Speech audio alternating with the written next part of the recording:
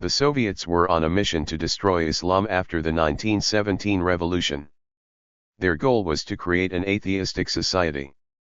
Islam, like other religions, was targeted by the anti-religion campaign that swept across the post-Soviet space.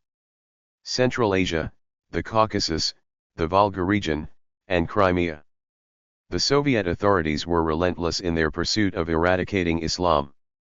In the 1930s, they closed down countless mosques across Central Asia, including in Bukhara, once known as the capital of Islamic science in the region. By 1941, only a handful of mosques remained in Kazan, the heart of Tatar culture. In 1930, there were 300 mosques in the city, but by the end of the decade, only 8 remained. 8 mosque buildings were transformed into warehouses, clubs, and museums. Atheism, or simply the demolition of minarets, led to the destruction of Islamic architecture. The Quran and other Islamic literature were banned. In 1929, a law was passed that unequivocally prohibited the publication and distribution of religious texts.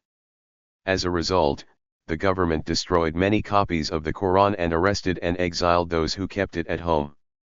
The situation for the Islamic clergy became tragic in 1937 to 1938 during the Great Repression. Thousands of imams were arrested on charges of counter-revolutionary activities in Uzbekistan, for example. In fact, about 80% of Islamic scholars and spiritual leaders were either shot or exiled to Gulag camps in the northern mass arrests of sheikhs and muftis in the North Caucasus. The almost complete destruction of religious leadership was a further blow, with the places of the lems occupied by pocket clerics loyal to the communists. The people did not take them seriously. The Soviet authorities were relentless in their efforts to eradicate even the everyday aspects of Islam. In 1927, women were forced to give up the hijab and traditional Muslim outfits.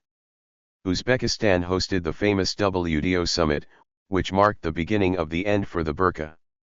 Religious ceremonies such as nikah, Muslim marriage ceremonies, were replaced by secular ceremonies at the registry offices.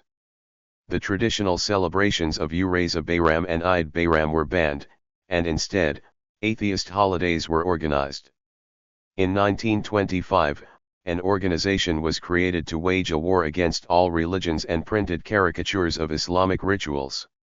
In schools, children were taught that religion was a relic of the past in the Volga region and Central Asia. They were also subjected to theatricalized trials of the Quran and religious symbols. Furthermore, the fight against the Arabic language dealt a great blow to Muslim education. The Arabic language and numerous copies of the Quran in Arabic were destroyed.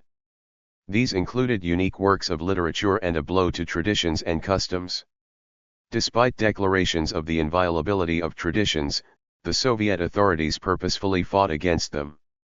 In more recent times, the authorities in regions where Islam was widespread, including the Central Asian republics, the Caucasus, Tatarstan, and Takha, have continued this fight. Tatarstan and Takha periodically organized raids to identify those who still lived according to the norms of the religion.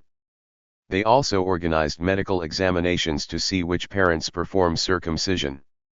In connection with this, there was an active trade in medical certificates confirming that the boys had undergone a medically necessary surgery in order to promote atheism.